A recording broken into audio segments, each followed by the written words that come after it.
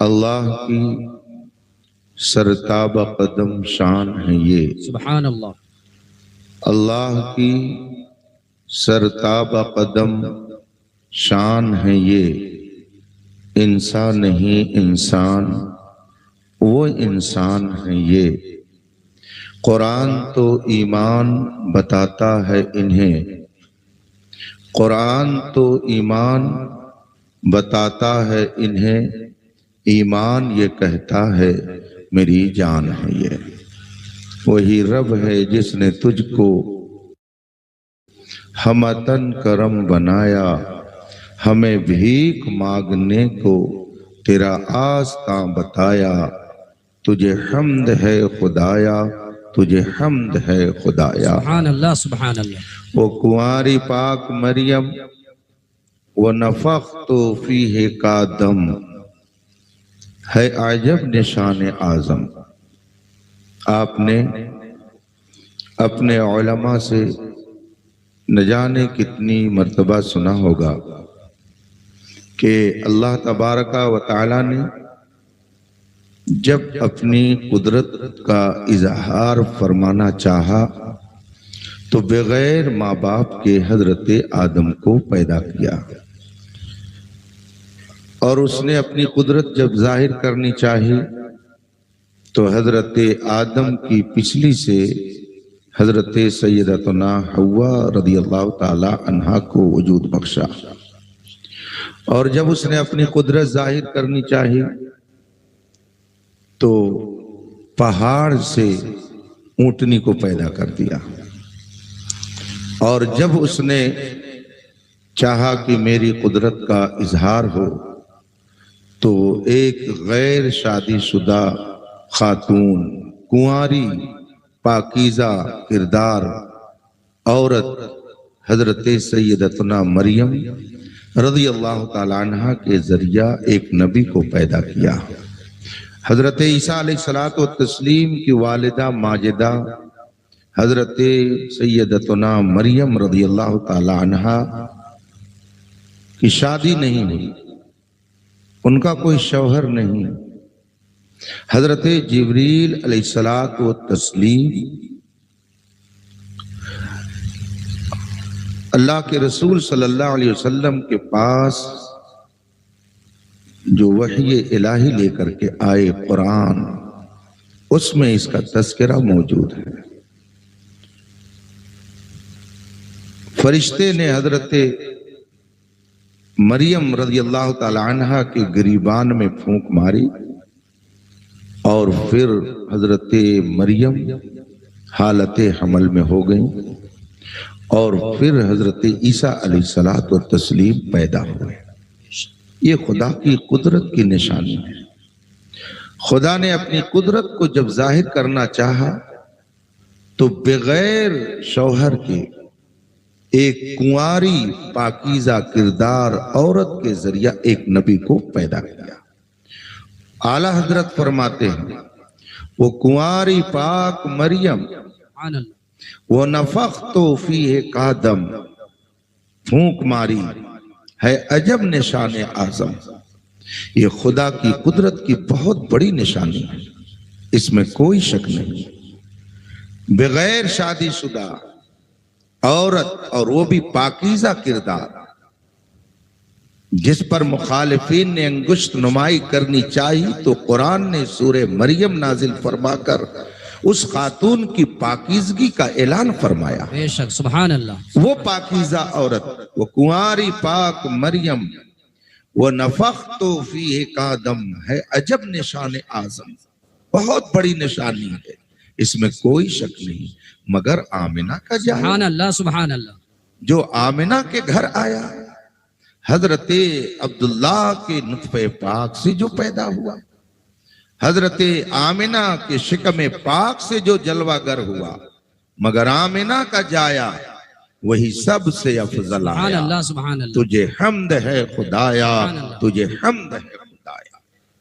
और ये अफजल जाना कैसे हमने, कौन ज्यादा फजीलत वाला है, कौन कम फजीलत वाला है, इसको हम अपनी अक्ल से नहीं समझ सकते। खुदा की बारगाह में किसका रुतबा कितना बुलंद है, ये वही बता सकता है जिसने खुदा के दरबार में सबको देखा होगा। हमने अपनी तरफ से सिद्दीक अकबर को सबसे अफजल नहीं कहा। जिस नबी ने अल्लाह की बारगाह में उन्हें देखा, उस नबी ने कहा। कौन खुदा की बारगाह में क्या रुतबा रखता है, जिसने दरबारे इलाही का मुशाहिदा किया होगा वही बता सकता है। हम अटकल पच्चू अपनी आंख और अपनी अक्ल से नहीं कुछ कह सकते हैं। वही सबसे अफजल आया, सारी कायनात में सबसे अफजल, सबसे बाला, सबसे बरतर आमिना का लाल है। ये जाना कैसे हमने? क्या शानदार तरतीब है इमाम अहमद रजा की। सुभान अल्लाह, सुभान अल्लाह। फरमाते हैं ये मुझसे मत पूछो, यही बोले सिदरा वाले। क्या बात है, सुभान अल्लाह। ये मुझसे मत पूछो, ये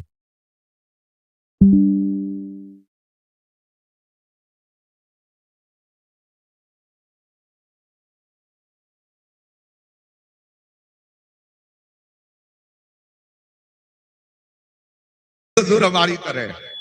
हजरत जिब्रील तो ये कहे कि मैंने मशरिक को मगरिब को छान डाला, मगर मुझे आप जैसा कोई नहीं मिला। और ये बेवकूफ कहता है हुजूर हमारी ही तरह है।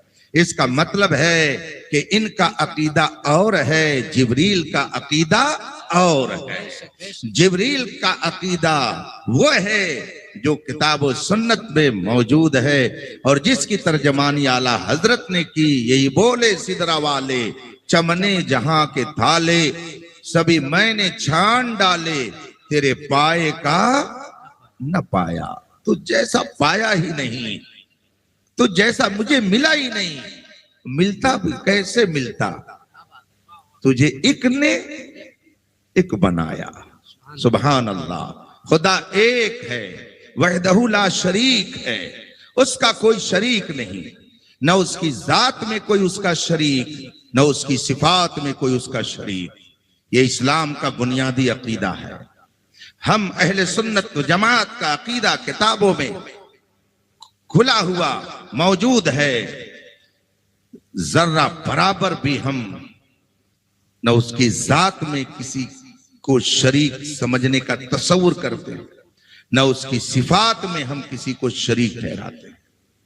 हमारा ईमान है, हमारा अकीदा है, वो वहदहु ला शरीक लहू, उसका कोई शरीक नहीं है। न जात में कोई उसका शरीक, न सिफात में कोई उसका शरीक। ला शरीक लहू वला सहीम लहू, न उसका कोई शरीक है, न उसका कोई हिस्सादार है। ला जिद्द लहू वला निद्द लहू, न उसका कोई मुकाबिल है, न उसका कोई मुमासिल है। ला नजीर लहू वला वजीर लहू, न उसकी कोई नजीर है, न उसका कोई वजीर है। ला मुशाबिह लहू वला शबीह लहू, न उसका कोई मुशाबे है, न उसकी कोई शबी है। ला मसील लहू वला मुमासिल लहू, न उसका कोई मुमासिल है, न उसका कोई बदल है। ये अहले सुन्नत का बुनियादी अकीदा है, ये अकीदे तौहीद है। तबारकल्लज़ी बियदिहिल मुल्क, पाक और बरतर है वो जात जिसके कब्जे में सल्तनत है। वही खालिक है, वही मालिक है, उसके अलावा कोई हकीकी मालिक नहीं, उसके अलावा कोई खालिक नहीं। ये अहले सुन्नत का बुनियादी अकीदा है। लेकिन इस अकीदे को सामने रख करके किसी नबी की अजमत को घटाने का तौहीद के नाम पर जो एक बहरूपियापन का माहौल बनाया गया है और अकीदे तौहीद का नाम लेकर के अंबिया की अजमत से जो खेलने की कोशिश की गई है, अहले सुन्नत उसे कभी भी बर्दाश्त नहीं। खुदा एक है, वहदहु ला शरीक है, उसका कोई सल्लम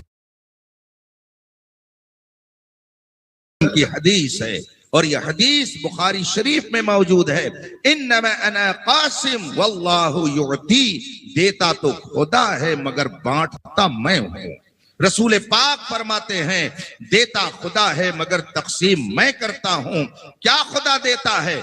अहले सुन्नत का अकीदा है, जर्रे जर्रे का अता करने वाला खुदा है, इसमें कोई शक नहीं। औलाद खुदा देता है, इज्जत खुदा देता है, दौलत खुदा देता है, शोहरत खुदा देता है, दुनिया की हर नेमत खुदा देता है। लेकिन जब रसूल पाक ने फरमाया खुदा देता है मैं बांटता हूं, तो जब सब खुदा देता है तो ये भी कहना पड़ेगा कि सब मुस्तफा बांटते हैं। औलाद खुदा देता है, इसमें कोई शक नहीं, मगर मेरे मुस्तफा औलाद बांटते हैं। ईमान खुदा देता है, मगर इसको भी मानना पड़ेगा ईमान मुस्तफा बांटते हैं। इसीलिए अगर कोई जिंदगी भर ला इलाहा इल्लल्लाह, ला इलाहा इल्लल्लाह, ला इलाहा इल्लल्लाह कहता रहे और वो ये कहे कि मैं हजरत आदम से लेकर हजरत ईसा तक सारे नबियों को मानता हूँ, सारे रसूलों को मानता हूँ, सारी आसमानी किताबों को मानता हूँ, जन्नत को भी मानता हूँ, जहन्नम को भी मानता हूँ, सब मानता हूँ, मगर आमिना के लख्ते जिगर मोहम्मद अरबी को मैं नहीं मानता, मैं उन्हें नबी नहीं मानता। उलमा ये तो अल्हम्दुलिल्लाह इनकी क्या बात है, नजद देवबंद से भी जा करके अगर फतवा आप मालूम करेंगे तो वहां से भी यही फतवा आएगा कि जो रसूल पाक को न माने, लाख ला इलाहा इल्लल्लाह कहता रहे, वो सब कुछ हो सकता है मगर वो साहिब ईमान नहीं हो सकता है। इसीलिए तो इमाम अहमद रजा ने फरमाया और बड़े ही एतमाद के साथ फरमाया, वो जहन्नम में गया जो उनसे मुस्तगनी हुआ है खलीलुल्लाह को हाजत। सुभान अल्लाह, सुभान, नारे तकबीर, नारे रिसालत। खुदा देता है, इस पर हमारा ईमान है, इसीलिए तो हम उसकी इबादत करते हैं और अपनी पेशानी को ही नहीं बल्कि नाक को भी जमीन पर रगड़ते हैं। ये बंदगी का इजहार है। खुदा देता है तो हम उसकी इबादत करते हैं और मुस्तफा दिलाते हैं तो उनसे मोहब्बत करते हैं। ठंडा ठंडा मीठा मीठा पीते हम हैं, पिलाते ये हैं, रब है मूर्ति ये है कासिम, रिज़्क़ उसका है खिलाते ये हैं। खुदा देता है तो हम उसकी इबादत करते हैं, मुस्तफा दिलाते हैं तो उनसे मोहब्बत करते हैं। अब इस मोहब्बत को बाज़ जालिमों ने कहा ये तो शिर्क है, क्यों तुमने नबी से मांग लिया? नबी कुछ नहीं दे सकते, कुछ नहीं दे सकते। तो आला हजरत फरमाते कौन देता है, कौन देता है? देने को मुंह चाहिए, देने वाला है सच्चा हमारा नबी। कलमा पढ़ करके पहला हिस्सा पढ़िए, सिर्फ ला इलाहा इल्लल्लाह और मुहम्मदुर रसूलुल्लाह मत पढ़िए। मुहम्मदुर रसूलुल्लाह का इकरार न करिए, देखें जन्नत में चले जाएंगे, देखें जन्नत में चले जाएंगे, देखें जन्नत में चले जाएंगे। तो कहना पड़ेगा जन्नत कौन दे रहा है? मेरे मुस्तफा दे रहे हैं। जन्नत की बहारें किसके सदक़े में हैं? मुस्तफा जाने रहमत के सदक़े में है।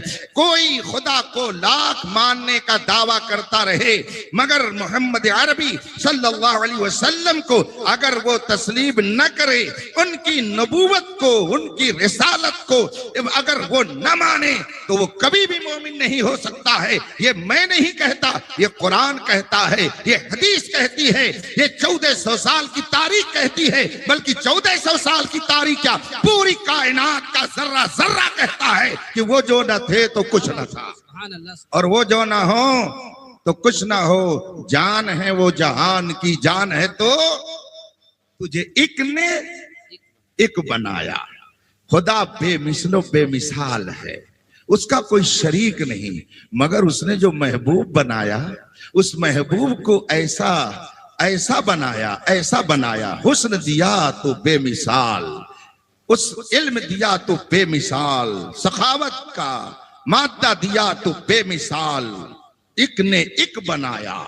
खुदा एक है, वहदहुला शरीक है, उसकी जातो सिफात में कोई शरीक नहीं और उसने अपना महबूब भी बेमिसलो बेमिसाल बनाया। एक ने एक बनाया, ना खुदा की कोई मिसाल है और उसने जो महबूब बनाया उस महबूब की भी कोई मिसाल। सुभान अल्लाह। और ये आला हजरत ही नहीं कह रहे हैं, इमाम बूसीरी की बारगाह में चलिए, 700 साल पहले के बुजुर्ग की बारगाह में चलिए, जिन्होंने कसीदे बुर्दा लिखा है उनकी खिदमत में चलिए। अरब दुनिया जिसका विर्द करती है उस कसीदे को पढ़िए। बाज लोग समझते हैं कि ये सुन्नी अकीदा वाले सिर्फ हिंदुस्तान और फला फला मुल्क में हैं। अल्हम्दुलिल्लाह शर्क से लेकर गर्ब तक, शिमाल से लेकर के जुनूब तक मुस्तफा के दीवानों की अक्सरियत आज भी दुनिया में पाई जाती है। यही वजह है कि रबीउल अव्वल शरीफ का ये मुबारक महीना जब शुरू होता है पूरी दुनिया पुकारती है, निसार तेरी चहल पहल पर हजारों ईदें रबीउल अव्वल सिवाय इब्लीस के जहां में सभी तो खुशियां। सुभान अल्लाह सुभान। हजरात, दाफिउल बला कॉन्फ्रेंस रखी है इन्होंने। बला के माने होते मुश्किल और मुसीबत। दाफे का मतलब होता है दूर करने वाला। दाफिउल बला कॉन्फ्रेंस मुसीबतों को दूर करने वाली शख्सियत की याद में यह कॉन्फ्रेंस है। कौन है जो मुसीबतें दूर करता है? हमारा ईमान है, खुदा दूर करता है। कुरान करीम ने फरमाया वइज़ा मरिज़तु फहुव यशफ़ीनी, जब मैं बीमार होता हूं तो खुदा ही शिफा देता है। लेकिन ईमान रूह से बताइएगा, क्या आप बीमार होते हैं तो डॉक्टर क्या नहीं जाते हैं? आप जाते हैं, और डॉक्टर ने अगर दवा दी और आप ठीक हो गए तो आप दूसरों से कहते हैं बहुत अच्छी दवा दिया डॉक्टर साहब ने, डॉक्टर साहब ने मुझे ठीक कर दिया, डॉक्टर साहब आपका बहुत शुक्रिया कि आपने मुझे ठीक किया। इंसाफ से बताइएगा, खुदा ठीक करता है कि डॉक्टर ठीक करता है? कौन ठीक करता है? अहले सुन्नत का तो अकीदा यह है, शरह कायद बहुत मशहूर किताब है अकीदे की, कि ये जो दवा आप खाते हैं इस दवा में भी फी नफ्सी कोई तासीर नहीं है। खुदा जब चाहता है तो उसके अंदर असर पैदा कर देता है। यही वजह है कि आदमी वही मर्ज अपने ऊपर तारी देखता है, बीमार होता है, वही दवा डॉक्टर भी देता है, ठीक हो गया, और दोबारा वही बीमारी आई और दवा वही दिया डॉक्टर ने, मगर आदमी ठीक नहीं होता है। डॉक्टर से जाकर के कहता है मरीज, डॉक्टर साहब आपने ये पहले दवा दी थी, बहुत सूट की थी दवा, लेकिन अब की पता नहीं क्या वजह है कि दवा ने सूट नहीं किया, दवा ठीक नहीं कर रही है। तो अगर दवा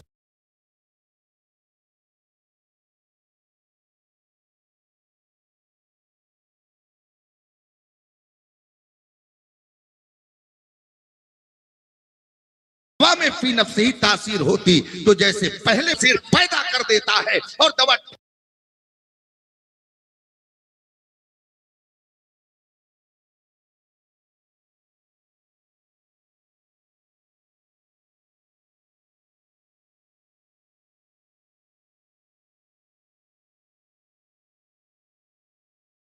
ठीक कर देती है। और खुदा जब, मगर आप कहते हैं डॉक्टर साहब ने ठीक कर दिया। बताइए आप शिर्क करते हैं कि नहीं करते हैं? ये शिर्क है कि नहीं शिर्क है? शिफा कौन देता है? खुदा देता है, मगर आप कहते हैं कि डॉक्टर साहब ने शिफा दे दी, डॉक्टर साहब ने ठीक कर दिया। तो जो लोग रसूल पाक से मांगने को शिर्क कहते हैं उनको होश के नाखुन लेना चाहिए कि अगर डॉक्टर किसी को शिफा दे सकता है तो जो सारे हकीमों का हकीम है, जो सारे डॉक्टरों का डॉक्टर है, जो पूरी कायनात का तबीब मुतलक बन करके आया है, अगर वो निगाहे करम करे तो फिर क्यों नहीं मरीजों को शिफा? बेशक बेशक, सुभान अल्लाह सुभान। दाफिउल बला, इस पर एक मुझे वाकया याद आ गया। ये दुरूद ताज का एक लफ्ज है, ये दुरूद ताज में इसे पढ़ा जाता है, दाफिउल बला वल वबा वल मर्द वल कहत वल अलम। ये दुरूद ताज के अंदर है। आला हजरत के जमाने में नजदियत ने काफी पैर फैलाने की जिद्दोजहद की थी। इनका वजूद कुल 200-250 साल से, इसके पहले इनका कोई वजूद नहीं। अंग्रेज का काश्ता है, अंग्रेज की दाश्ता है, अंग्रेज का पौधा है। ये मैं नहीं कहता, ये तारीख कह रही है, ये सच्चाई कह रही है। आप इसका मुताला करें। जो डॉक्टर और मास्टर और इंजीनियर होकर के बदअकीदगी की गोद में चले जाते हैं और अहले सुन्नत से अपना रिश्ता तोड़ लेते हैं, मुझे शुबा होने लगता है कि ये अक्लमंद डॉक्टर हैं या बेवकूफ डॉक्टर हैं। इसलिए कि जब आदमी पढ़ लिख लेता है तो अंधी तकलीद में नहीं पढ़ता है, बल्कि वो सोच समझ करके फैसला करता है। 1400 साल की तारीख उठा करके देख लीजिए, आपको साबिक में कोई ऐसा मोतमद फकीह, कोई ऐसा मोतमद मुहद्दिस न मिलेगा कि जो नबी से मांगने को शिर्क लिखा हो, जिसने नबी से मांगने को शिर्क और कुफ्र का फतवा दिया हो। ये कुल 250 साल की पैदावार है। उसके पहले इस तरह के फतवे कभी नहीं दिए जाते थे, बल्कि तारीख भरी हुई है कि मुश्किलात में रसूल पाक से पुकार करके लोग मदद तलब किया करते थे। मुझे अच्छी तरह से याद है, फतुह शाम अल्लामा वाक़िदी की एक मशहूर किताब है, जिसमें शाम के इलाकों में तबलीग इस्लाम किस तरह सहाबा ने की है, उसका तफसीली तज़किरा मौजूद है। उस फतुह शाम में इमाम वाक़िदी ने जो वाक़या लिखा है, सिर्फ मैं ही नहीं, दुनिया उसको पढ़ रही है। उसको पढ़िए, उसको पढ़ना चाहिए। फतुह शाम में इमाम वाक़िदी ने ईमान अफरोज वाक़या एक तहरीर फरमाया कि जब सहाबा मुल्क शाम की तरफ तबलीग इस्लाम के लिए चले तो रास्ते में एक जगह तकरीबन 25 से 30 हजार मुस्लिम फौज ने पड़ाव डाला। लोग आते गए, कलमे तैयबा पढ़ करके दाखिल होते गए इस्लाम में। एक जत्था तैयार हो गया। कमांडर इन चीफ जो उनकी क़यादत फरमा रहे थे, उन्होंने कहा काफिला रोक दिया जाए। 25 से 30 हजार मुसलमानों का लश्कर था।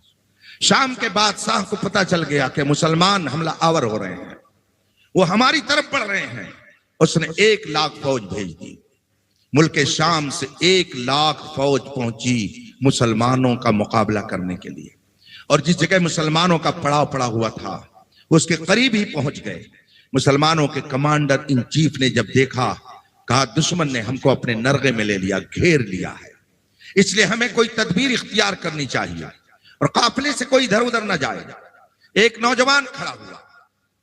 फतुह शाम में इमाम वाक़िदी ने उसका नाम लिखा है दामिस, उसकी कुन्नियत लिखी अबुल हौल, और उसका नक्शा खींचा है कि वो नौजवान ऐसा लहीम शहीम था, ऐसा ताकतवर था, ऐसा तगड़ा था, मोटा था, गोया जब चलता तो जमीन हिल जाती थी। वो खड़ा हुआ और उसने कमांडर इन चीफ से कहा कि आप मुझे 10 साथी दीजिए, मुझे 10 नौजवान दीजिए और मैं दुश्मन की तरफ जाऊंगा।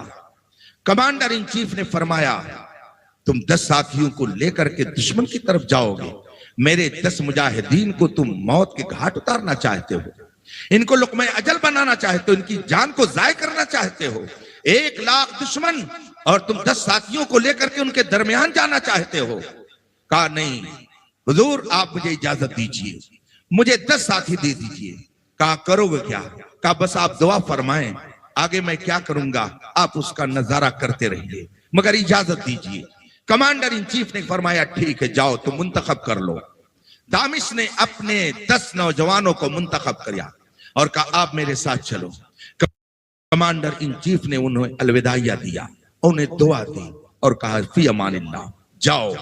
अब ये 10 साथियों को लेकर हजरत दामिश, ये सहाबी नहीं है, और ये भी याद रखिए ये वाकया रसूल पाक की जाहिरी हयात तैयबा का नहीं है। सिद्दीक़ अकबर रज़ियल्लाहु तआला अन्हु का दौर खिलाफत खत्म हो चुका है, हजरत सैयदना उमर फारूक आजम का दौर खिलाफत शुरू हो चुका है। यह उस वक्त की बात है। रसूल पाक को जाहिरी दुनिया से पर्दा किए हुए तकरीबन 3 साल हो चुके, 4 साल के करीब हो चुके थे। उसके बाद का यह वाकया है। हजरत दामिश ने अपने 10 साथियों को लिया, घोड़े पर बैठे और सर पर घोड़ा दौड़ाया और दुश्मन की तरफ चल पड़े। रास्ते में जाकर के इन्होंने अपने 10 साथियों को रहनुमाई की, तदबीर बताई, ऐसे ऐसे करना है, चारों तरफ से दुश्मन की फौज में घुस करके उनके अंदर अफरा तफरी पैदा करनी है ताकि ये तितर बितर हो जाएं, और फिलहाल जब ये तितर बितर हो जाएंगे, इनके अंदर इंतशार पैदा हो जाएगा तो इनको संभलने में कुछ टाइम लगेगा। इस तरीके से हम कुछ देर के लिए इन पर गालिब आ जाएंगे। दामिश की इस तदबीर को उनके साथियों ने कबूल कर लिया और 1 लाख फौज में कुल 11 लोग घुस गए, चारों तरफ से फौज पर अटैक कर दिया, बीच में पहुंच गए। तारीख में लिखा है हर फौजी ने तकरीबन 2,500 से 3,000 ईसाइयों को तहे तेग किया और उन्हें कैफरे किरदार तक पहुंचाया। और उसके बाद जब बीच में ये पहुंच गए, दुश्मन की फौज ने इन सबको गिरफ्तार कर लिया। 11 साथी गिरफ्तार हो गए। हजरत दामिश अपने साथियों के साथ गिरफ्तार हो गए और फिर दुश्मन ने इनके हाथों में जंजीरें, पैरों में बेड़ियां डाल दी। दुश्मन ने अपने नरगे में ले लिया। ईसाई फौज के निगरानी में अब इनको रखा जाने लगा। इधर कमांडर इन चीफ इंतजार कर रहा है, अभी कोई खबर आती है, अभी कोई खुशखबरी आती है। शाम हो गई मगर कोई सिपाही, कोई मुजाहिद न दिखा। रात गुजर गई, अब इन्हें तशवीश हुई, चेहरे पर उदासी छाने लगी। खुदा की बारगाह में हिफाजत के लिए हाथ उठा करके दुआ करने लगे। रात गुजर गई, दिन गुजर गया, एक दिन गुजरा, 2 दिन गुजरा, 4 दिन गुजरा, 1 हफ्ते से ज्यादा वक्त गुजर गया। उधर की फौज वहीं पर ठहरी है, मुसलमान अपनी जगह पर ठहरे हैं और दिन रात दुआ हो रही है, अल्लाह हमारे मुजाहिदीन की हिफाजत फरमाए, उन सिपाहियों की हिफाजत फरमाए। कमांडर इन चीफ बैठे थे, अचानक गर्द उड़ रही है, सामने से काफिला आता दिखाई दिया। मुसलमानों के कमांडर इन चीफ ने कहा कि आप लोग तैयार हो जाइए, गालिबन दुश्मन हम पर हमला करने के लिए आ रहा, सब लोग अपनी जगह पे तैयार हो जाइए। सारे मुसलमान तैयार हो गए कि दुश्मन हम पर हमला करने के लिए आ रहा है। लेकिन गर्द ज्यों ज्यों छटती गई, चेहरा सामने आता गया। जब करीब हुए तो देखा आगे हजरत दामिश है, उनके पीछे 10 साथी हैं और ये सब चले आ रहे हैं। जो ही मुसलमानों ने हजरत दामिश और उनके साथियों को देखा, नारे तकबीर की आवाज लगाई और पूरे काफिले में अल्लाह अकबर की सदा गूंज गई। कमांडर इन चीफ आगे बढ़े, इतने में वो काफिला करीब आ चुका था। हजरत दामिश अपने साथियों के साथ घोड़े से नीचे उतरे। कमांडर इन चीफ ने उन्हें गले लगा लिया, मुसाफा और मुआनका किया और कुछ पूछने से पहले पूछते, ये तो बताओ कि दुश्मन के नरगे से तुम निकल करके आए कैसे, तुम जल्दी से अपने हालात बताओ। हजरत दामिश फरमाते हैं, आज कई रोज से हम दुश्मन की निगरानी में थे, हम गिरफ्तार कर लिए गए, मगर खुदा का शुक्र है कि हम में से हर एक ने कई कई हजार दुश्मनों को तहे तेग किया है और सब जिंदा है खुदा के करम से, हम सब अपनी जगह पे महफूज। हाँ, इतनी बात जरूरी कि दुश्मन ने हमको अपनी कैद में कर लिया और जब उन्होंने हमें गिरफ्तार किया तो हाथों में जंजीर, पैरों में बेड़ियां डाल दी, हम बीच फौज में रखे जाते थे, सख्त निगरानी हमारी की जाती थी। लेकिन रात गालिबन ईसाइयों का कोई त्योहार था, वो शराबो कबाब में मस्त थे। रात का सन्नाटा, रात की तारीकी, ये सब शराबो कबाब में मस्त होकर के सो रहे थे और हम 11 साथी अल्लाह और रसूल की याद में मगन थे। रात के सन्नाटे में हम लोग जिक्र इलाही में लगे हुए थे और दुश्मन सो रहे थे शराबो कबाब में मस्त होकर के। मैं आगे जो बताना चाहता हूं उसे आप गौर से सुने। हजरत दामिश ने फरमाया, ये फतह शाम में इमाम वाक़दी ने इन अल्फाज के साथ जो नकल किया है, जो तहरीर फरमाया, पढ़िए उसे। और जो लोग अपना रिश्ता अहले सुन्नत से तोड़कर किसी और मजहब में चले जाते हैं, अभी वक्त है उनके लिए उलमाए अहले सुन्नत के पास आए और इनके दामन में हो ले और बरेली की चौखट पे चल करके बोले, मैं मुजरिम हूँ आका, मुझे साथ ले लो कि रास्ते में है जा बजा थाने वाले। हजरत दामिश फरमाते हैं, आज रात गालिबन ईसाइयों का कोई त्योहार था, इसलिए सारे फौजी शराबो कबाब में मस्त सो रहे थे। रात का सन्नाटा, तारीकी, आज की तरह उस जमाने में लाइट और इस तरीके की रोशनियों का इंतजाम नहीं था। हम साथ ही अल्लाह रसूल की याद में मगन थे। बीच में हम फौज के महसूर थे, गिरफ्तार थे। हमने रात के सन्नाटे में क्या देखा कि एक नूरी पैकर घोड़े से हमारे सामने उतरता है और जो ही वो उतरा पूरा खित्ता बुक्के नूर बन गया, रोशनी पैदा हो गई। और जब वो घोड़े से उतरकर हमारे करीब आया, अब वो जुमला मैं नकल कर रहा हूं जो इमाम वाक़दी ने फतह शाम में लिखा है, वो कोई बरेली के नहीं थे, इमाम अहमद रजा के मुरीद नहीं थे, इमाम अहमद रजा के शागिर्द नहीं है। फतह शाम लिखने वाले इमाम वाक़दी हैं, जिनको गैर भी तस्लीम करते हैं। इमाम वाक़दी फतह शाम में लिखते हैं कि दामिश ने कमांडर इन चीफ से कहा, रात के सन्नाटे में जब हम बैठे हुए थे, अल्लाह रसूल की याद में मगन थे, इतने में एक नूरी पैकर घोड़े से उतरा, पूरा इलाका नूरुन अला नूर हो गया, हमसे करीब हुआ और हमसे करीब होकर के कहता, अब शुरू बेनस्रिल्लाह, अब शुरू बेनस्रिल्लाह, खुदा की मदद पर तुम लोग खुश हो जाओ। अना नबीयुकुम मुहम्मदुर रसूलुल्लाह, मैं तुम्हारा पैगंबर मुहम्मदुर रसूलुल्लाह हूँ, मैं तुम्हें आजाद कराने के लिए आया हूँ। उस नूरी पैकर ने अपने दस्ते मुबारक से हमारी जंजीरों को तोड़ा, हमारे पैरों की बेड़ियों को तोड़ा और कहा, अंतुम तुलका, जाओ तुम सब आजाद किए जाते हो। हमको किसी और ने नहीं आजाद किया है, हमको हमारे पैगंबर मोहम्मद रसूलुल्लाह। नारे तकबीर, नारे रिसालत, जश्न दाफिउल बला। आला हजरत फरमाते हैं वल्लाह वो सुन लेंगे, वल्लाह वो सुन लेंगे। कसम खा के आला हजरत फरमाते हैं वल्लाह वो सुन लेंगे, फरियाद को पहुंचेंगे। इतना भी तो हो कोई जो आह करे दिल से, जो दिल से आह करे। तो आज भी मुस्तफा जान रहमत अपने चाहने वालों की इमदाद फरमाते और उनकी बलाओं को दूर।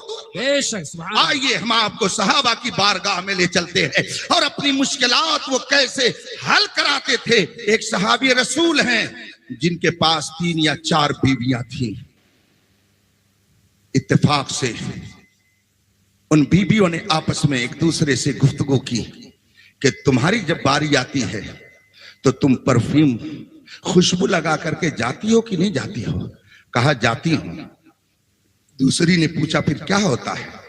कहा कि मियां के कमरे में ऐसी खुशबू रहती है कि मेरी खुशबू बेकार हो जाती है। दूसरी ने पूछा तुम? कहा मैं भी बहुत शानदार खुशबू लगा करके जाती हूँ, लेकिन मियाँ के कमरे में पहुंचती हूँ तो मेरी खुशबू बेकार लगने लगती है। खुदा जाने कहां से वो खुशबू ला करके इस्तेमाल करते हैं। मशवरा किया उन खवातीन ने, क्यों न चल करके मियाँ से पूछ ही लिया जाए। चुनांचे तीनों चारों इकट्ठा हुई और गई सहाबी रसूल के पास। जब उनको देखा एक साथ आते हुए, फरमाया सहाबी रसूल ने क्या बात है, कैसे आना हुआ, तुम लोग इज्तिमाई तौर पर कैसे आ गई हो?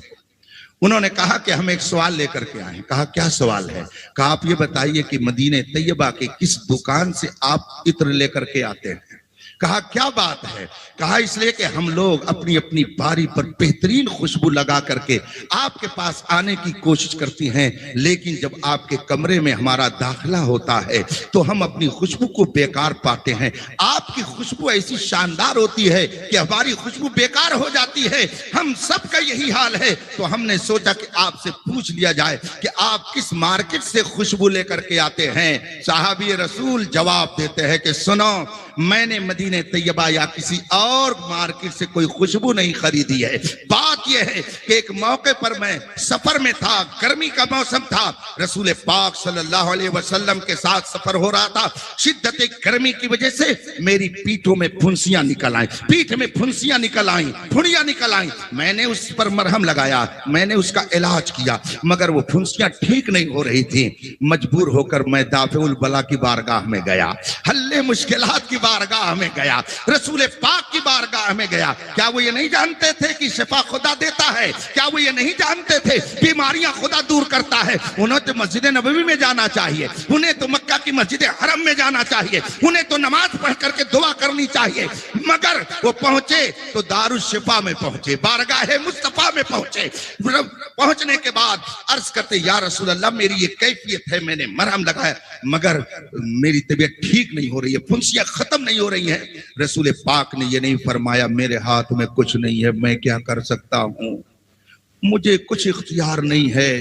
बीमारी खुदा देता है तो शिफा भी वही देता है, मुझसे क्या हो पाएगा। जाओ दुआ करो, नमाज पढ़ो, मस्जिद में जाओ, रो गिड़गिड़ाओ, मेरे पास क्यों आ गए? ये नहीं रसूल पाक ने फरमाया, इरशाद फरमाते आओ करीब आ जाओ। अब वो सहाबी करीब हुए, रसूल पाक ने फरमाया सामने बैठ जाओ। बैठ गए। अब मेरे आका सल्लल्लाहु अलैहि वसल्लम फरमाते हैं अपनी पीठ को नंगी कर दो। उन्होंने कपड़ा हटा दिया।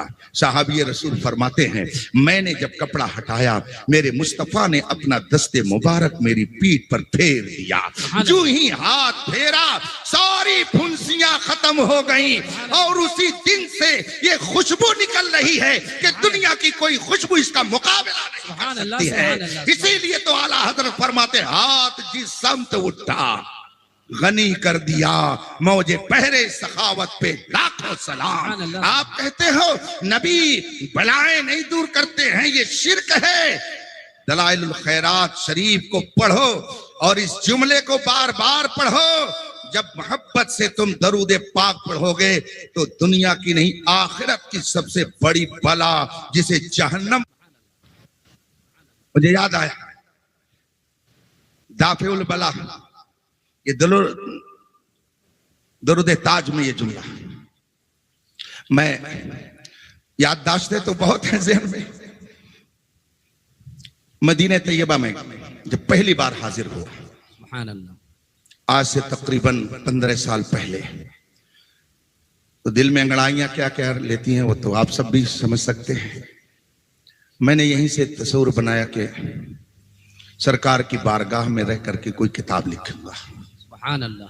चुनांचे बहुत गौर किया और नतीजे पर पहुंचा कि फजाइल दरूद पाक पर कोई किताब रसूल पाक की बारगाह में तैयार की जाए। तो सारा मैटर मैंने तैयार किया, वहां जमा करके तरतीब देकर मुकम्मल करना था। मैं मौके की तलाश में था।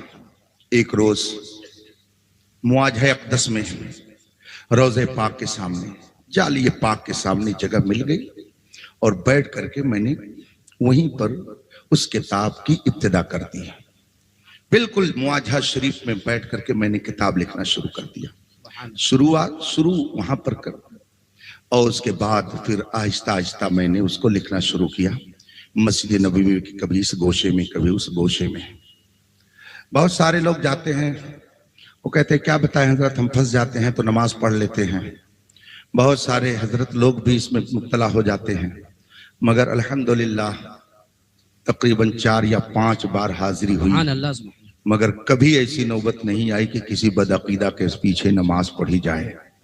अल्हम्दुलिल्लाह हम इस मामले में बिल्कुल क्लियर मौकिफ रखते हैं, इसमें कोई जो है वो लोचा लपाचा नहीं रखते हैं, बिल्कुल क्लियर है। नबी से जो हो बेगाना उसे दिल से जुदा कर दो, पिदर मादर बिरादर जानो माल उन पर फिदा कर दो। हमको बहुत सारे लोग मालूम हैं कि जो मक्के के थे, हिजाजी थे, मदनी थे, मक्की थे, हाशमी थे, अलवी थे, कुरैशी थे, मुत्तलबी थे, मगर कुरान उनकी मजम्मत कर रहा है। तब्बत यदा अबी लहब, तब्बत यदा अबी लहब। ये अबू लहब जानते हैं, ये मक्की है, हिजाजी है, अरबी है, कुरैशी है, हाशमी है, मुत्तलबी है, इतनी निस्बतें उसके साथ लगी है, मगर फिर भी कहा जाता है तब्बत यदा अबी लहब, तब्बत यदा अबी लहब। अबू लहब के हाथ टूट जाएं, अबू लहब के हाथ टूट जाएं। कुरान हमको ये सबक दे रहा है कि जिसका रिश्ता नबी से है उसी से तुम्हारा रिश्ता रहेगा,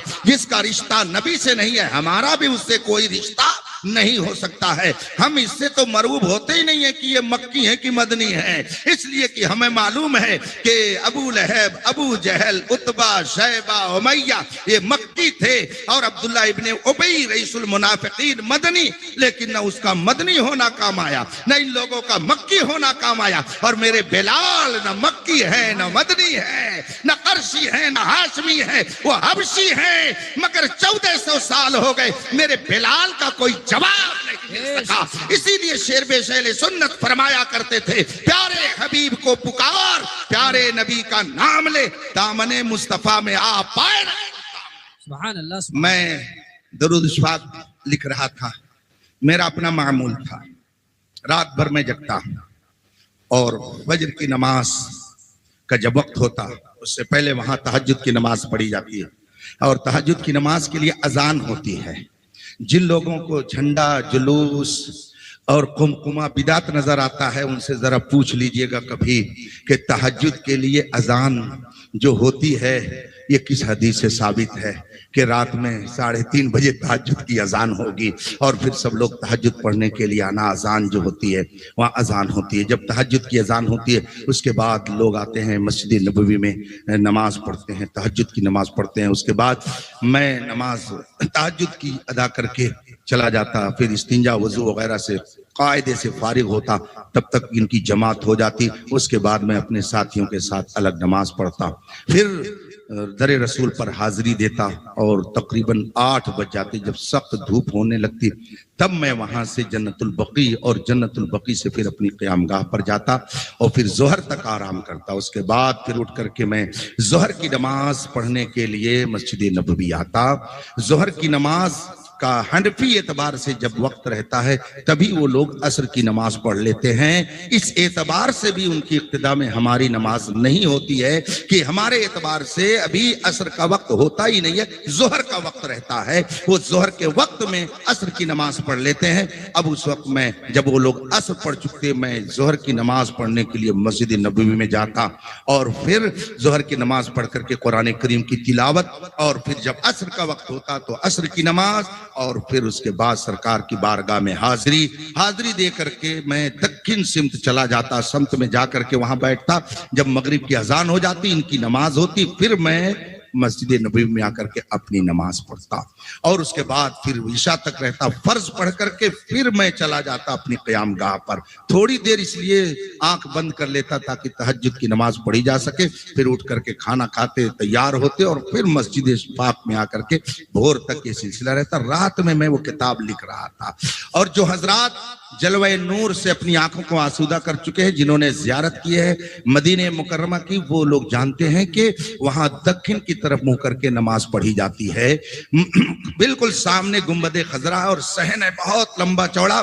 अब इस वक्त क्या पोजीशन है नहीं मालूम, लेकिन उस वक्त लंबा चौड़ा सहन, मैं वहां बहुत दूर गुंबदे खजरा का दीदार करके दुरूद पाक की किताब लिख रहा था। रात का सन्नाटा था, तकरीबन 4 बजे रहे होंगे और मैं किताब मुकम्मल करने की तरफ जा चुका था। और 2 ही 3 रोज में वो किताब मुकम्मल होती।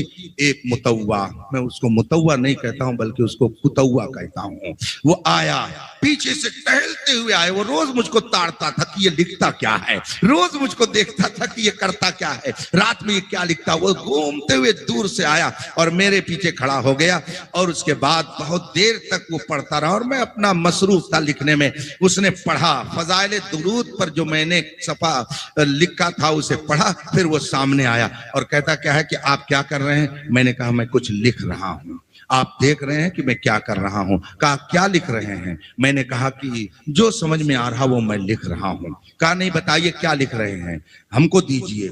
मैंने उसे उसके मांगने पर वो किताब दी। किताब मुकम्मल होने के करीब थी।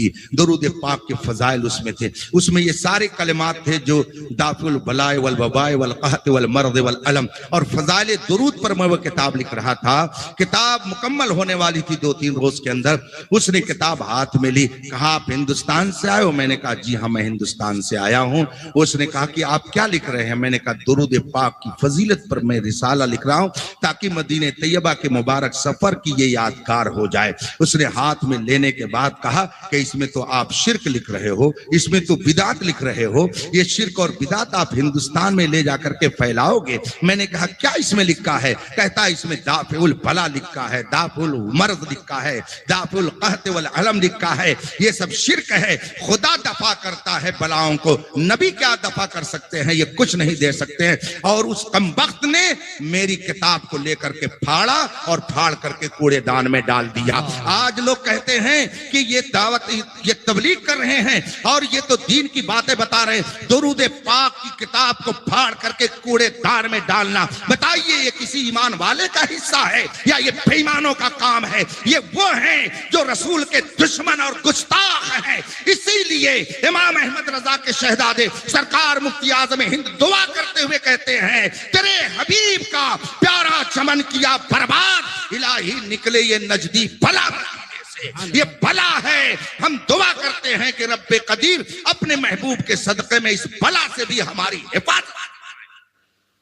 आला हजरत के पास सवाल आया, ये मैंने ज़िम्नन जिक्र कर दिया। जो लोग कहते हैं कि सुन्नी मौलाना बहुत सख्त होते हैं, वो अगर देख लें उनका रुख जो तन्हाई में और अपने में वो करते हैं तो आप हमसे ज्यादा सख्त हो जाएंगे, हमसे ज्यादा उनसे सख्ती करेंगे और आप हमसे ज्यादा उनसे नफरत करेंगे। इनके करतूतों को हम जानते हैं। इसीलिए शायर ने कहा है न जाना हजरत जाहिद के तस्बीह हो मुसल्ले पर, बड़े चलते हुए हजरत इनको हम समझते हैं। ये तहरीक है जो रसूल पाक से दूर करने के लिए चलाई जा रही है। ये मैं नहीं कहता, ये तारीख कह रही है, ये पूरी दुनिया की सच्चाई पसंद लोग कह रहे हैं। आला हजरत के सामने ये सवाल आया कि दाफिउल बला नबी को कहना शिर्क है। माअज़ल्लाह रब्बिल आलमीन। आला हजरत ने जब कलम चलाना शुरू किया, सुभान अल्लाह, वो खुद तहदीस नेमत के तौर पर फरमाते हैं, मुल्के सुखन की शाही तुमको रजा मुसल्लम, जिस समत आ गए हो सिक्के बिठा दिए हैं। आला हजरत ने कलम चलाना शुरू किया और इस लफ्ज़ दाफिउल बला पर, दाफिउल बला का मतलब सरकार मुसीबतों को दूर करने वाले हैं, परेशानियों से निजात देने वाले हैं। आला हजरत ने जब कलम चलाना शुरू किया तो एक हदीस नहीं, दो हदीस नहीं, तीन हदीस नहीं, चार हदीस नहीं, 100 हदीस नहीं, 150 हदीसें नहीं, 200 हदीसें नहीं, 300 हदीसें पेश करके साबित कर दिया कि बेशक रब ने अपने महबूब को दाफिउल बला बना। सुभान अल्लाह, सुभान अल्लाह, सुभान। किताब का नाम है अल अमन वल उला लिनाइतिल मुस्तफा बिदाफिल बला। ये किताब है, इस किताब में 300 दलीलों से आला हजरत ने साबित किया है कि बेशक रब ने मेरे महबूब को दाफिउल बला बना करके भेजा है, और कायनात की हर मुसीबत अगर दफा होती है तो निगाहे मुस्तफा से दफा। क्या आपने कुरान की आयत नहीं पढ़ी? वमा काना अल्लाहु लियुअज़्ज़िबहुम व अंत फीहिम। कुरान की आयत है ये आला हजरत का जुमला नहीं है, ये बरेली वालों ही का जुमला नहीं है, ये बरेली वालों का जुमला नहीं है, ये कुरान की आयत है। वमा काना अल्लाहु लियुअज़्ज़िबहुम व अंत फीहिम। आप तारीख उठा करके देखें, पहली उम्मतों का क्या हाल था जब अपने नबी के खिलाफ बकवास करते, अपने नबी की शान में गुस्ताखी करते, रब की तरफ से फौरन उन पर सख्त अजाब आ जाता। बास कौमों को सूअर बना दिया गया, कूनू किरतन बंदर बना दिया गया, खिंजीर बना दिया गया, बंदर बना दिए गए। नबी की तौहीन किया, नबी की शान में बकवास की, अटकल पच्चू बातें की, नबी से तू मैं की। अल्लाह ने उस कौम पर अजाब नाजिल किया, पूरी कौम बंदर बन गई, पूरी कौम खिंजीर बन गई। अल्लाह ने कौमों को तबाह बर्बाद कर डाला। कुरान करीम में है, कुरान करीम में है, हजरत मूसा अलैहिस्सलातु तस्लीम के मानने वालों ने उनसे कहा था, अरिना अल्लाह जहरतन, ए मूसा आप कहते हैं हमारा खुदा है जिसने हमको नबी बना के भेजा है, अरिना अल्लाह जहरतन, हमें अपने खुदा को अलानिया दिखा दो, ऐसे आंख से हम देख लेंगे तब मानेंगे, नहीं मानेंगे। जो ही उन्होंने मुतालबा किया, कुरान क्या कहता है, अरिना अल्लाह जहरतन फअखज़तहुमुस साइक़तु बिज़ुल्मिहिम। उन्होंने हजरत मूसा से ये मुतालबा किया कि हम खुदा को उस वक्त मानेंगे जब देख लेंगे। जैसे आजकल भी कुछ लोग कहते हैं खुदा है तो नजर क्यों नहीं आता, और कुछ बेहया कलमा पढ़ने वाले कहते हैं नबी हैं तो दिखते क्यों नहीं है, बता दो कहाँ है जरा हम भी देखें। अरे बेवकूफ, आंख वाले तेरे जलवे का तमाशा देखे, सीधे गोर को क्या है नजर, क्या देखे। जब देखने के बाद ही मानने की बात है तो तू जैसे बेवकूफ कल ये भी कह सकते हैं हवा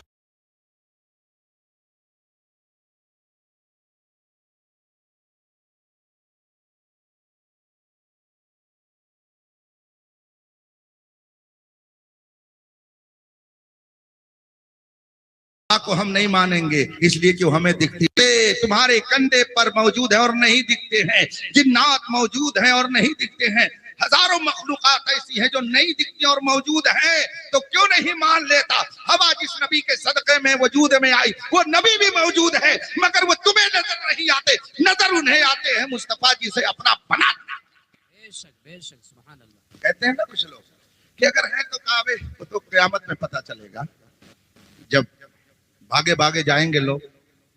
और ये भी अजब मामला होगा, किस किस मौजू पर गुफ्तगू की जाए, ये भी अजब मामला होगा। जो लोग यहाँ किसी नबी से मांगने को शिर्क कहते हैं और नबी को दाफिउल बला मानना मुशरिक होने की अलामत गर्दानते हैं, खुदा मैदान महशर में जब सबको जमा करेगा, नबी भी मौजूद होंगे, वली भी मौजूद होंगे, गौस और कुतुब भी मौजूद होंगे, जलवा खुदा भी होगा, मगर सब लोग खुदा की बारगाह में न जा करके सबसे पहले किसकी बारगाह में जाएंगे? हजरत आदम मैदान महशर जब कायम होगा, नफसी नफसी का आलम होगा, सबसे पहले लोग किसकी बारगाह में शफात के लिए जाएंगे? हजरत आदम अलैहिस्सलाम की बारगाह में। उनसे कहेंगे हमें शफात से कुछ हिस्सा दे दीजिए। वो फरमाएंगे धबू अला गैरी ला गैरी ला गैरी ला गैरी, होते होते होते होते तो हम लोगों के लिए तो कोई मसला नहीं है, हमारे लिए कोई मसला नहीं। भाई जिस आदमी का किसी के घर आना जाना बराबर लगा हो, उसको जाने में कोई संकोच, कोई तकल्लुफ होगा नहीं। और जिसने कहा इस घर पे मत जाना, लोगों को रोकता रहा हो और उसको जाना पड़ जाए, तब जाने में उसको हिचकिचाहट महसूस होगी कि नहीं होगी? तो हम लोग तो नबियों से यहां भी मांगते हैं, वलियों से यहां भी मांगते हैं, तो मैदान महशर भी मांगेंगे, तो हमारे लिए तो कोई मसला नहीं। लेकिन जो लोग मांगने को यहाँ शिर्क कहते हैं, वो कैसे जाएंगे? तो आला हजरत वहां फरमाएंगे तुझसे और क्या मतलब, चल दूर हो, हम रसूलुल्लाह के, जन्नत रसूलुल्लाह की, आज ले उनकी पनाह, आज मदद मांग उनसे, कल न मानेंगे कयामत में। अगर हमारे लिए कोई मसला नहीं है, हम तो यहां भी मांगने वाले हैं, वहां भी मांगेंगे। आज भी उनके दामन में छुपे हैं, वहां भी छुपे रहेंगे। और जो उनके दामन में छुपा रहेगा वो कैसे बचाएंगे? वो तो हसन बरेलवी ने कहा है बड़े प्यारे अंदाज में, ढूंढा ही करें, ढूंढा ही करें। बलाओं से अगर बचना है दामन में हो लो, वो यकीनन दाफिउल बला हैं, वो मुसीबतों को दूर करने वाले हैं, वो हश्र की परेशानी से निजात दिलाएंगे, वो पुलसिरात पर मुश्किलात से निजात दिलाएंगे, वो हर जगह तुम्हारी मुसीबत को टालेंगे। जो उनके दामन में छुप जाएगा, हजरत हसन बरेलवी के शेर में सुनो, ढूंढा ही करें सदर कयामत के सिपाही, वो किसको मिले जो तेरे दामन में छुपा हो। तो जो नबी के दामन में छुपा होगा, नबी बेशक उसकी मुश्किलात को दूर फरमाएंगे, उसकी भलाएं टालेंगे। नबी बेशक दाफिउल भला हैं, अल्लाह ने उन्हें दाफिउल भला बना करके भेजा। आला हजरत ने 300 हदीसों से साबित किया कि रब्बे कदीर ने अपने महबूब को मुसीबतों को टालने वाला बना करके भेजा, बेशक वो दाफिउल भला हैं।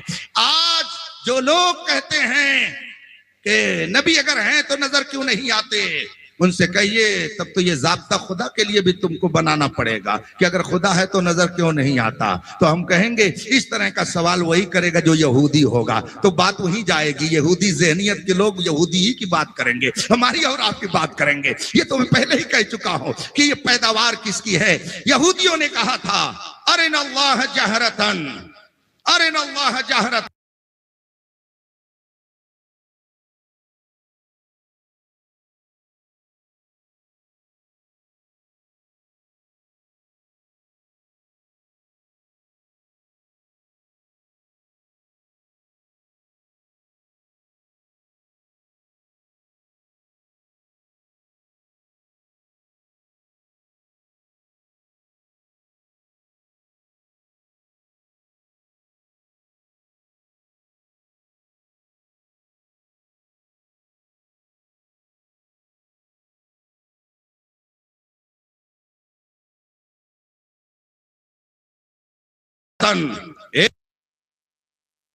अल्लाह को ऐ मेरे महबूब, तेरा मर्तबा, तेरा मकाम, तेरा दर्जे महबूबियत मेरी बारगाह में क्या है, मेरी बारगाह में क्या है। मैं कहना, जब तक तू जलवा कर रहेगा मैं तेरी उम्मत को आम अजाब में मुब्तला नहीं करूंगा। इसीलिए तो आला हजरत ने फरमाया नजदी उसने तुझको मोहलत दी कि इस आलम में है काफिरों मुर्तद पे भी रहमत रसूलुल्लाह की। आज अगर कोई गुस्ताख रसूल अजाब इलाही से बचता है तो वो ये ना समझे कि मैं सच पर हूँ, ये मेरे मुस्तफा के दाफिउल बला का जलवा है कि नबी के सदक़े में वो काफिरों मुर्तद अजाब इलाही से महफूज।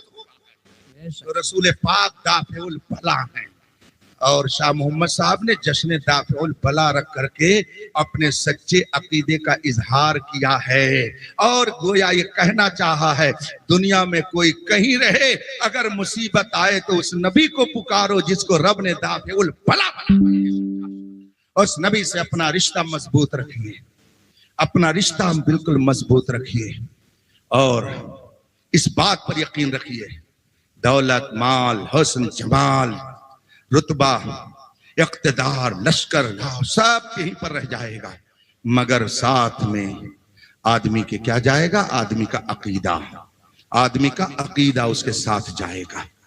और कब्र में जाने के बाद अहले सुन्नत के अकीदे के मुताबिक सवाल तो होगा ही होगा, मन रब्बो का, तुम्हारा रब क्या है? कौन है तुम्हारा रब, मन रब्बो का, तुम्हारा रब कौन है, मा दीनों का, तुम्हारा दीन क्या है। उसके बाद में तीसरा सवाल क्या होगा, मा कुंत तक़ूलु फी हाज़ा रजुल, इनके बारे में तू क्या कहता था। ये उलमा बैठे हैं, आप इनसे पूछिए क्या कहा था, ये अलग चीज है, और क्या कहता था अलग चीज है, दोनों में फर्क है। क्या कहा था एक मर्तबा भी कह दिया तो ये जुमला सही हो गया, और क्या कहता था यानी बार बार तू अपने नबी को किस तरह से पुकारता था। तो जो यहाँ जो कहता था वही वहां भी कहेगा, तो जो यहाँ कहता था नबी कुछ नहीं दे सकते, वो भी कहेगा ये तो कुछ नहीं दे सकते। लेकिन जो यहाँ कहता था कि हाथ जिस समत उठा सरताब कदम शान है, ये इंसान ही इंसान वो, इंसान तो जब कब्र में देखेगा तो वहां भी कहेगा कि अल्लाह की सरताब कदम शान है, ये इंसान ही इंसान वो इंसान है। ये कुरान तो ईमान बताता है इन्हें, ईमान ये कहता है मेरी जान है ये। तो जब ये कहेंगे तो नम जाओ सो जाओ, जाओ सो जाओ। अब कब्र के अजाब से छुटकारा भी मिलेगा तो मुस्तफा के जरिया मिलेगा। अरे जालिम, तू कहता है दाफिउल बला कहना शिर्क है, न मान नबी को, और कब्र में जाने के बाद कहते हैं हमारी तरह एक इंसान ही तो है, हम और कुछ नहीं जानते, इतनी पिटाई पड़ेगी दिमाग सही हो जाएगा। इसलिए अगर चाहते हो कि बलाओं से छुटकारा मिले तो आला हजरत के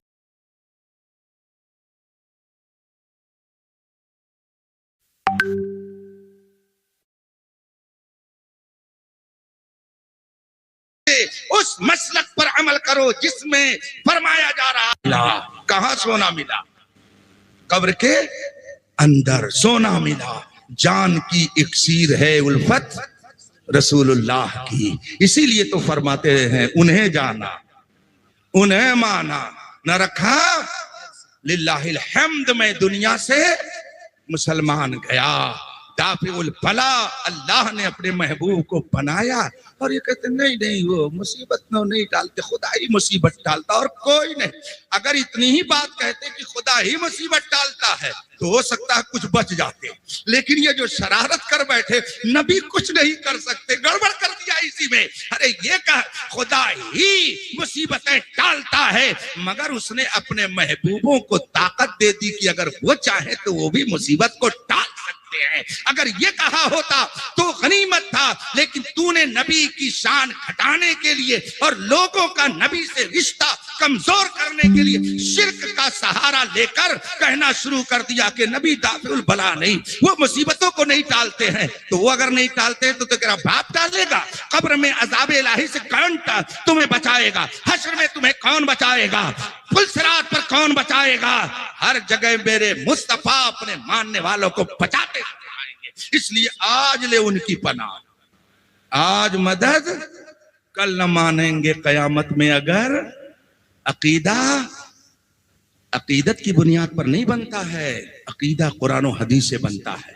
एक आयत तुम साफ सुथरी अगर दिखा दो या कोई हदीस कोई दिखा दे जिसमें फरमाया गया हो कि अल्लाह ने रसूल पाक मुहम्मद रसूलुल्लाह सल्लल्लाहु अलैहि वसल्लम को दाफिउल बला नहीं बनाया, एक आयत कोई दिखा दे, एक हदीस कोई दिखा दे, वो जो कहेगा उसको मुंह मांगा इनाम दिया जाएगा। लेकिन ये भी याद रखें, ये भी मैं कह करके जा रहा हूं, न खंजर उठेगा न तलवार इनसे, ये बाजू मेरे आजमाए हुए हैं। हाँ, आप लोग बहस में न मत पड़िए, बहस में आपका काम नहीं है पढ़ना, इसलिए कि सांप के सुराख में हाथ डालने की सबको इजाजत नहीं है, सबको इजाजत नहीं है। सांप के सुराख में हाथ वही डालेगा जो सांप का मंत्र जानता होगा, और जो मंत्र न जाने अगर वो हाथ डालेगा तो सांप उसको काट लेगा, जान चली जाएगी। लेकिन जो मंत्र जानता है जब वो डालेगा तो उसका मुंह ऐसे दबाएगा कि फिर लेगी। देख नहीं रहे हैं अभी जो शेर पढ़ रहे थे, मैं अपनी बात नहीं कर रहा हूं, ये तो आला हजरत की गुलामी की बरकत है, ताज शरिया की दुआओं का नतीजा है। हुजूर मुहद्दिस कबीर की इनायत है। मेरे उस्ताद गिरामी इमामुल उलमा हुजूर मुफ्ती शबीर हसन रज़वी रहमतुल्लाह ताला अलैह की मेहनतों का नतीजा है। फकीह मिल्लत मुफ्ती जलालुद्दीन अहमद अमजदी की निगाह इनायत। मैं कुछ नहीं हूँ, जब तक बिकाना था तो कोई पूछता ना था, उसने हमें खरीद के अनमोल कर दिया। ये दरे रजा की गुलामी की बरकत है कि जो बम मारता था कि मैं 150 मुनाजरा किया हूँ और अख्तर तुमको हटने नहीं दूंगा, भागने नहीं दूंगा, लेकिन जब उसका मुंह दबोचा गया तो तकरीबन 1.5 साल हो गए, आवाज नहीं निकल रही है और लोग कह रहे हैं किलके रजा है खंजरे खूंखार बरकबार, आदा से कह दो खैर मनाए न शर करें। इसलिए अगर बात आए तो आप बहस में मत पड़िए। बहस करना आपका काम नहीं है, बहस करना उलमा का काम है। जैसे डॉक्टर का काम है टेबलेट देना, मरीज को दवा देना डॉक्टर का काम है। अगर अपने मन से वो जाकर के दवा खरीद करके ले आएगा तो वो नुकसान कर सकती है। और ये भी जान रखिए, याद रखिए कि डॉक्टर मरीज का मर्ज देख करके दवा देता है। अगर मरीज डॉक्टर के पास गया, उसने हाथ देखा, अच्छा ऐसा है, चलो ठीक है, एक टिकिया ले लो, तो एक छोटी सी टिकिया दे देता है, जाओ खा लो। लेकिन अगर मर्ज ज्यादा होता है तो टिकिया की जगह वो टेबलेट देता है थोड़ा बड़ा, और अगर उससे भी नहीं ठीक होने वाला होता तो कैप्सूल देता है, और अगर उससे भी नहीं ठीक होने वाला होता है तो इंजेक्शन देता है, और अगर उससे भी नहीं ठीक होने वाला होता है तो ऑपरेशन करता है। ये देखिए इलाज के तरीके हैं कि टिकिया से काम चल गया तो टिकिया दे दिया, और अगर नहीं तो टेबलेट दे दिया, और नहीं तो कैप्सूल दिया, और नहीं तो इंजेक्शन लगा, और नहीं तो ऑपरेशन किया। इसी तरीके से जो बदअकीदगी की बीमारी में मुब्तला हैं उनके लिए कभी कभी टेबलेट दे दिया जाता है, कभी टिकिया दे दी जाती है, और कभी कैप्सूल दिया जाता है, कभी इंजेक्शन दिया जाता है, और कभी ऑपरेशन किया जाता है। जब ऑपरेशन किया जाता है तो सारा मवाद बाहर आ जाता है। ऑपरेशन हर कोई नहीं करता। इस जमाने में ऐसे लोगों का ऑपरेशन करने वाले सबसे बड़े सर्जन का नाम मुहद्दिस कबीर है। वो इस वक्त सर्जन है, इसलिए कि वो जिसका ऑपरेशन कर देते हैं वो फिर ऐसा ठीक होता है कि कभी दोबारा सर उठाने की जुर्रत नहीं करता है। इसलिए आपका काम नहीं है बहस करना, आपका काम क्या है? सच्चे उलमा से वाबस्ता रहना, सच्चे उलमा से वाबस्ता रहना। बाएं रस्ते न जा मुसाफिर सुन, राह में राह मार फिरते हैं। सूना जंगल रात अंधेरी छाई बदली, सोने वालों जागते रहियो चोरों की। हाँ, मगर चोर का नक्शा बदल गया है, हरबा बदल गया है। पहले चोर आता था कटारी लेकर, बंदूक लेकर, कट्टा लेकर, लाठी लेकर, डंडा लेकर, मगर अब चोर कुरान लेके आता है, चोर हदीस लेके आता है, चोर तस्बीह लेकर आता है, चोर दाढ़ी लेके आता है, चोर जुब्बा और साफा में आता है, न जाने कितना भेष बना करके आता है। अरे मैं फला खानकाह का हूँ, मैं फला दरसगाह का शेखुल हदीस हूँ, मैं फला दरसगाह का सदर शोबे इफ्ता हूँ, मैं फला जगह का मुफ्ती हूँ, मैं तो फला जगह से आया हूँ। अब ये सब लेकर के आता है। इसीलिए आला हजरत ने फरमाया, सूना जंगल रात अंधेरी छाई बदली काली है, सोने वालों चमकता जो नजर आए वो सब सोना। हाँ, अगर दुनिया में रहना है तो कुछ पहचान, हर चमकती चीज सोना। हाँ, इसलिए हर जुब्बे साफे वाला पीर नहीं होता है। न जाने कितने ईमान के लुटेरे इस भेष में घूम रहे हैं। ऐसे लोगों से बचने की जरूरत है जो फितने इस वक्त दुनिया में फैल रहे हैं। मैंने एक मौके पर हुजूर ताजुश्शरिया मुर्शिद गिरामी अलैहि रहमत व रिज़वान से अर्ज की, हुजूर हालात बहुत गड़बड़ हो रहे हैं, और भी बहुत सारी बातें हुई। तो हजरत ने फरमाया कि इस वक्त दो अहम मजहबी फितने हमारी कौम को ज्यादा बर्बाद कर रहे हैं। उनमें से एक फितने सुलह कुल्लियत है और दूसरा फितने राफिजियत है। हुजूर ताजुश्शरिया ने आज से तकरीबन 8 साल पहले ये बात इरशाद फरमाई थी। हम भी देखते हैं न जाने कितनी दरसगाहों में बैठे हुए लोग राफिजियत की नशर-ए-शात में लग गए, न जाने कितने ऐसी खानकाहों के सज्जादा नशीन न जाने कैसी कैसी बातें करने लगे। क्लियर है अकीदा, इसमें कोई लोचा नहीं, कोई इसके अंदर पेचीदगी नहीं।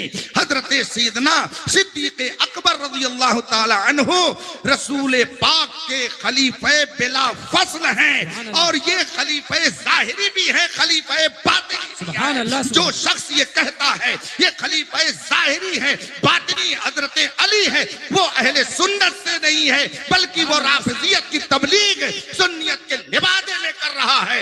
न जाना हजरत जाहिद के तस्बीह हो मुसल्ले पर बड़े चलते हुए हजरत इनको हम समझते हैं। वाखिर दावाना अल्हम्दुलिल्लाह रब्बिल आलमीन।